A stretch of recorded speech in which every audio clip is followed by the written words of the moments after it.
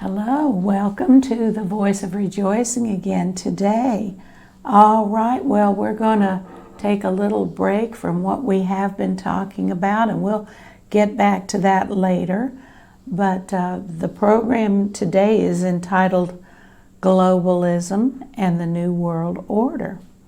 All right, and I want to thank Damon Duck, who lives here in Tennessee. He's a wonderful Bible teacher and writer, and he has given me permission to use however much I want to use on this program, and I appreciate it. Damon is in his 80s, and he's just a fabulous Bible teacher and has been for a long time. I first selected some of his books out of a Christian bookstore in Williamston, North Carolina. That was over 20 years ago. And I realized he was kind of an overlooked Bible teacher. All right. Globalism and the New World Order are not ordinary events. They are signs of an approaching world government that will be destroyed at the end of the age by the second coming of Jesus. The Bible describes this approaching world government in chilling terms. It will be a satanic world government dominated by an evil man during the tribulation period. This man, as we well know, he will be a tyrant from the bottomless pit, whom many writers and preachers call the Antichrist. He will lie, blaspheme, and do the bidding of Satan. During the tribulation, every unsaved person on earth will worship him, the Antichrist.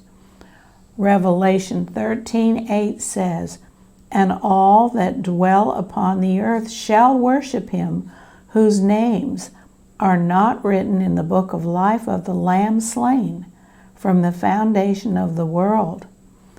It is difficult to imagine multitudes worshiping a murdering, lying, deceiving Satan worshiper, but it will happen. The world is being prepared at this very moment as we speak to create this atmosphere. Those who become saved after the rapture and are still alive will not worship the Antichrist. Their names have been written in the Lamb's Book of Life since the foundation of the world. Back to the Antichrist, he will confirm a Middle East peace treaty that will be the first day of the tribulation period. Daniel 9:27 says, "And he," that's the Antichrist, "shall confirm the covenant with many for 1 week." That's 7 years. All right, he's going to confirm the covenant which has already been made, but he will confirm it for 1 period of weeks. He will persecute and kill many who become believers during this tribulation period. During his 7-year reign, natural disasters, persecution, plagues, pestilences, and war will kill 2/3 to almost 3/4 of those who are left on earth at this time. Isaiah 13:12 puts it this way. God says, "I will make a man more rare than fine gold. I will make a man more precious," and that means rare, "than fine gold." All right, now, evidence that the final empire is forming is clear. The Bible teaches that the Antichrist will come and rule over a world government.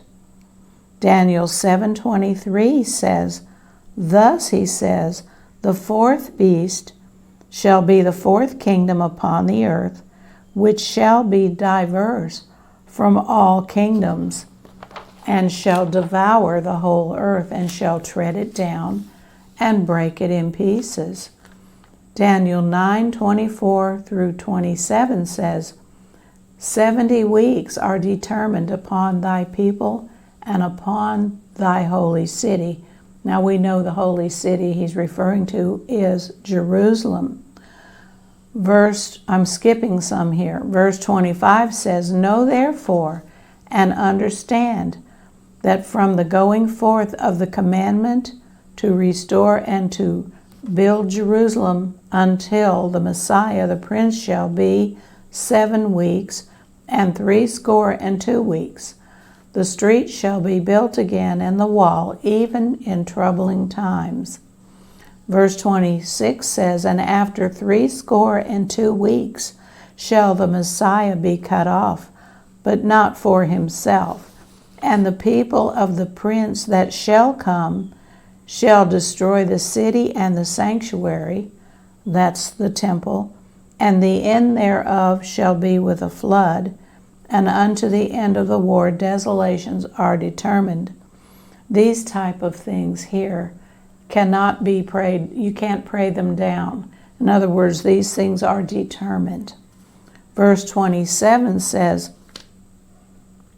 and he shall confirm the covenant with many for 1 week, and in the midst of the week he shall cause the sacrifice and oblation to cease, and for the overspreading of abominations he shall make it desolate, even until the consummation. In other words, when everything he's talked about has already been under consummation, and that determined shall be poured upon the desolate. Matthew 24:15 says, this is Jesus speaking, when ye therefore shall see the abomination of desolation spoken of by Daniel the prophet standing in the holy place. Notice that Jesus said Daniel was a prophet. All right, and he doesn't give us any disinformation, does he? When you see the abomination of desolation spoken of by Daniel the prophet standing in the holy place, then you'll know that this is what God said it is, the abomination of desolation.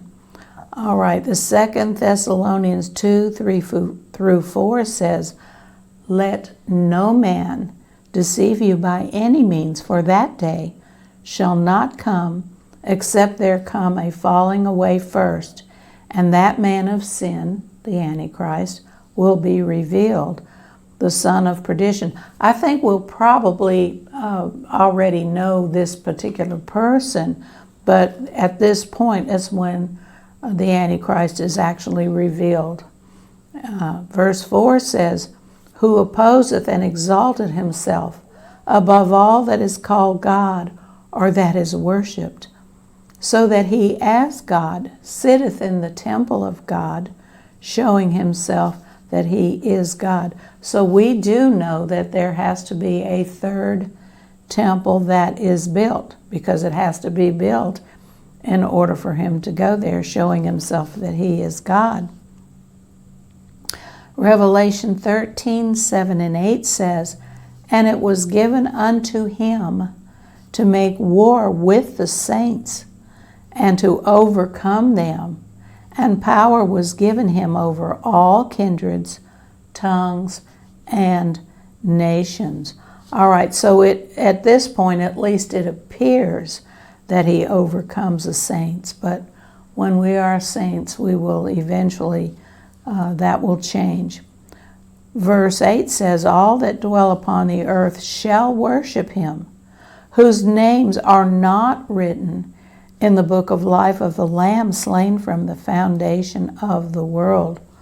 All right, so we see that there must be a decline in the national sovereignty of nations at this time, or patriotism, and there must be a rise in thinking in terms of a global government and world government in order to prepare for this.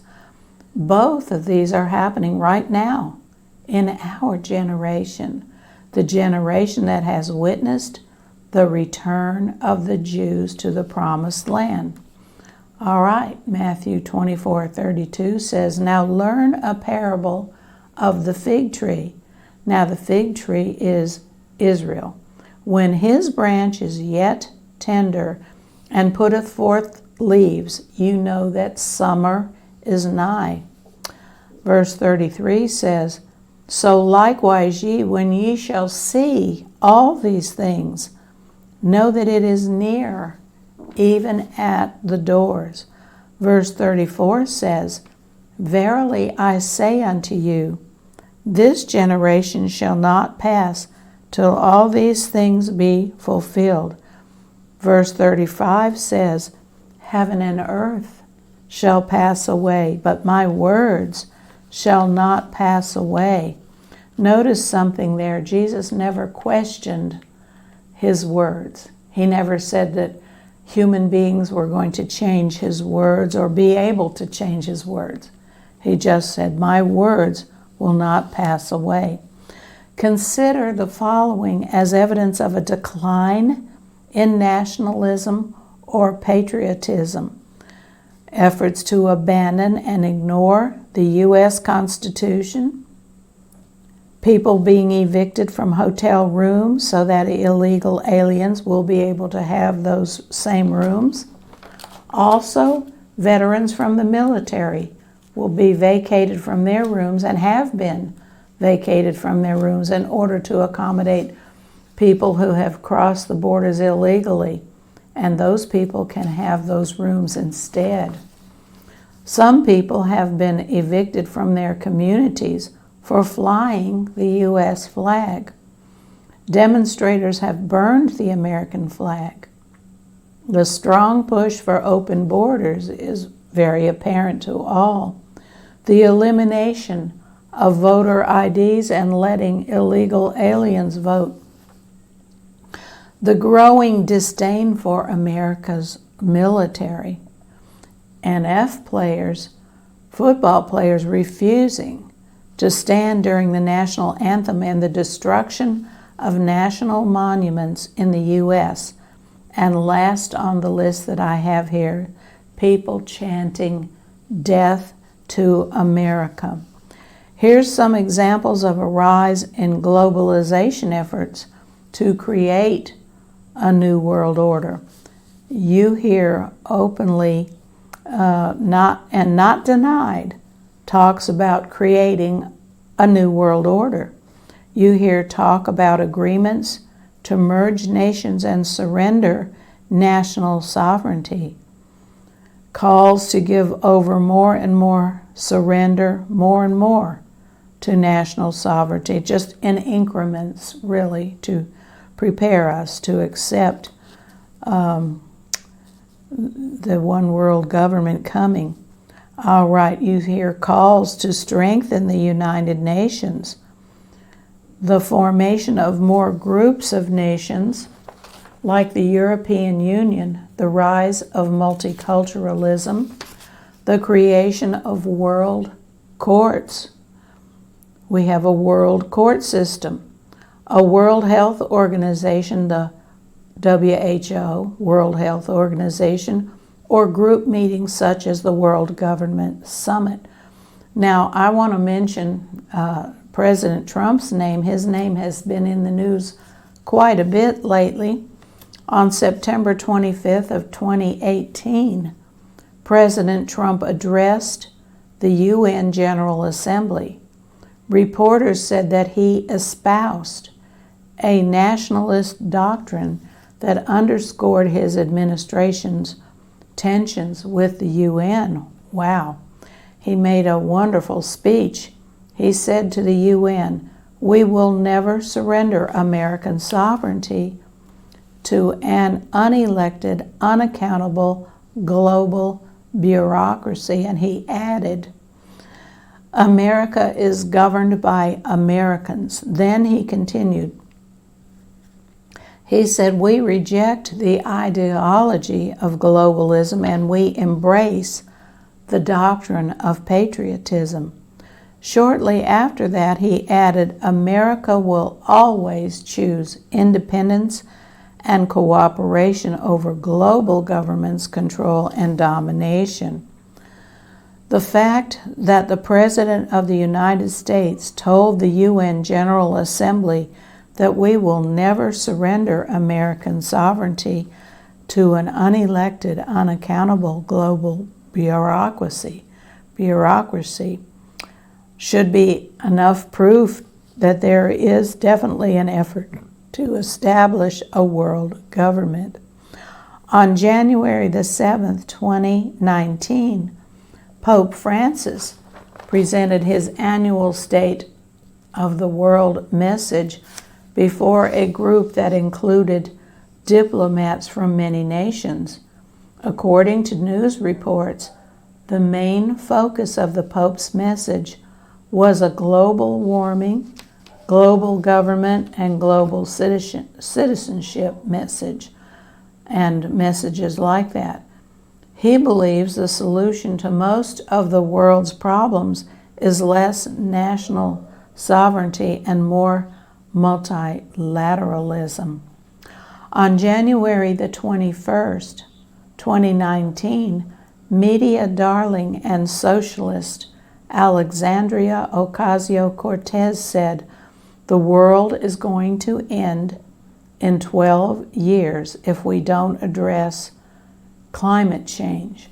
To understand this, it's necessary to remember that the UN has a goal to establish world government by 2030. But you know, Jesus has a goal as well, and what he has as a goal, he can take and change anything that human beings establish as their goal. In essence, 3 weeks after 2018, Alexandria Ocasio-Cortez was saying, if the world doesn't accept climate change and meet the UN's goal of a world government by 2030, the world will end 3 weeks later. That is her opinion, and it has been followed by similar statements from Bernie Sanders and others.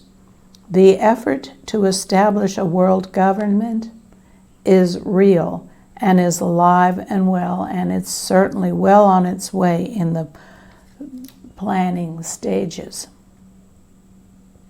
All right, now let's go to November 6th, 2018.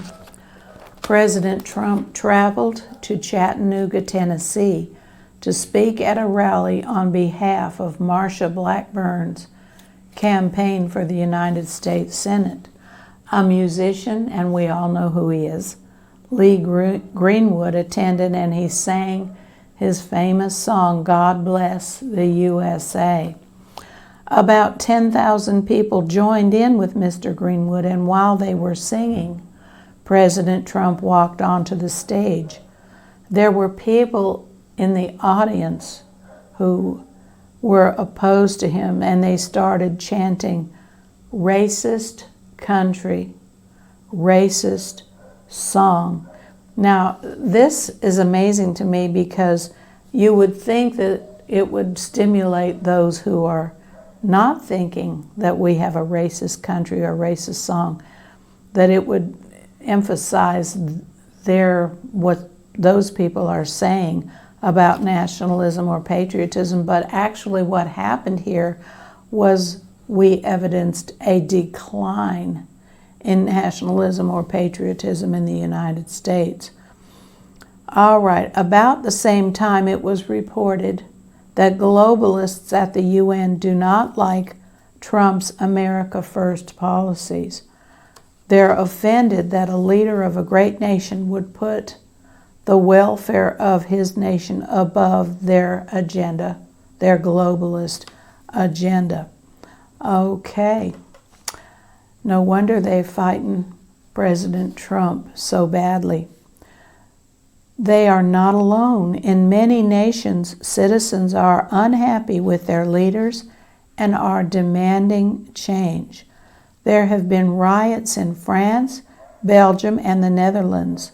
The reasons are varied, but there is one common complaint. citizens are complaining that they need a change in leadership. All right, now what does that remind you of? It reminds you that the world is looking for a leader that will bring us up out of the morass we seem to have found ourselves in. And that leader will be hailed as a great leader, at least at first, the Antichrist.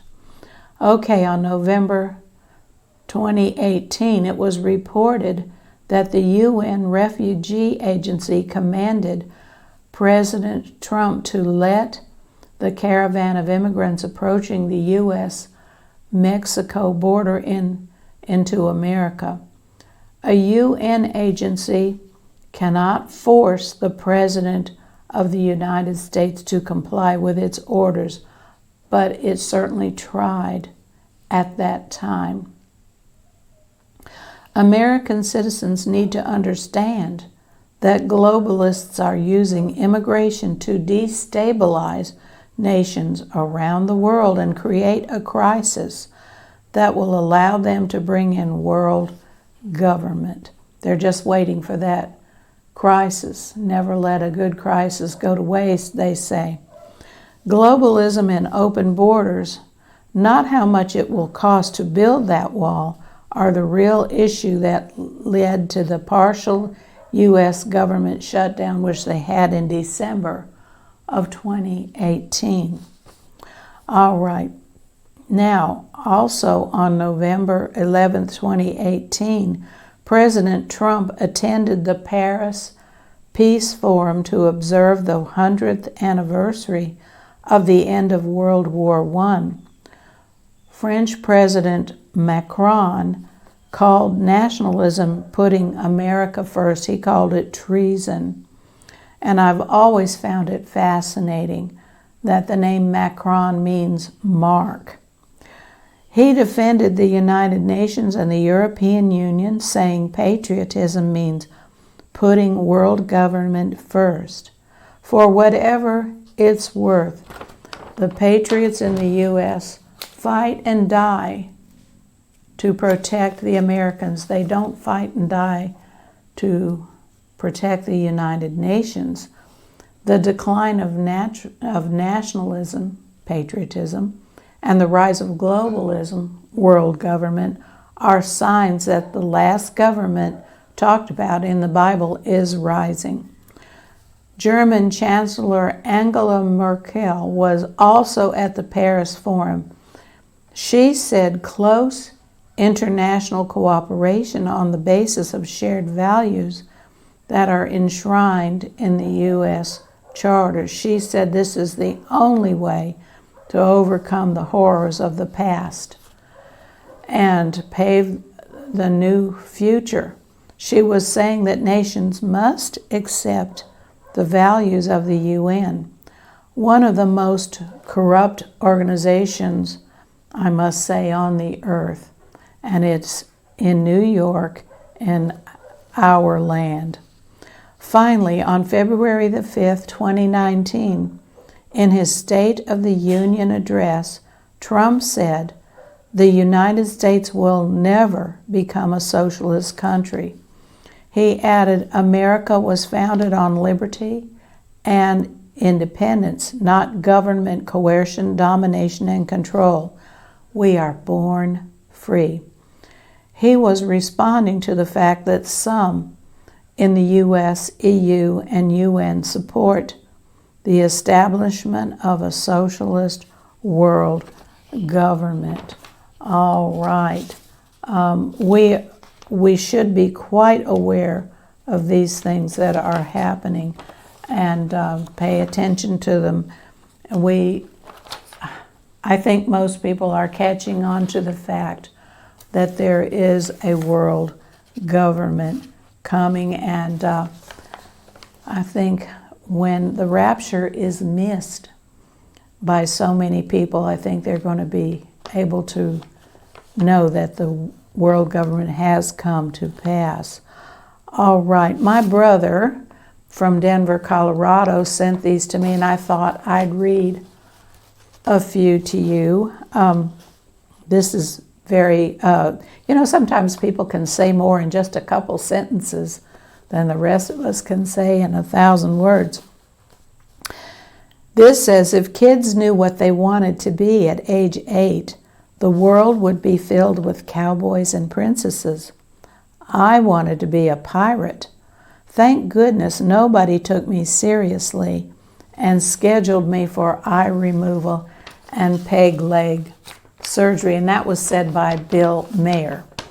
All right, here's another saying. We don't let athletes bet on games that they have the ability to influence. So why do we allow Congress to invest in companies that they regulate? That's very interesting. Here's another one. Why is it that when archaeologists find human remains, they always determine that they are either male or female and none of the other Democrat-produced genders? How is it that the Biden administration complains that it can't control gasoline prices, but the weather or climate change is something they say they can fix? Here's another one. Why are we told to lower our AC usage on hot days to prevent overwhelming the electric grid, while simultaneously being told to trade in our gas cars for electric vehicles? All right. Here's a good one. If an 18-year-old isn't mature enough to buy and own a firearm, then maybe 8-year-olds are not mature enough to change their gender. Let me read just a couple more now. Is this an apt description of America? Andy has left Mayberry and Barney is now in charge. All right, now this is a very interesting one here. Why is talking sexually in the workplace considered sexual harassment to adults, but talking about sexuality to children in K through 3 at school considered essential learning? All right, here's another one. I once saw a movie where only the police and military had guns. It was called Schindler's List. All right. If your electric car runs out of power on the interstate, do you walk to a charging station to get a bucket of electricity? Want to stop drunk drivers from killing sober drivers?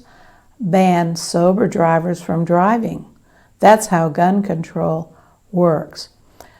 All right, and here's our last one. If socialism is so good and capitalism is so bad, then why aren't the immigrant caravans heading to Venezuela?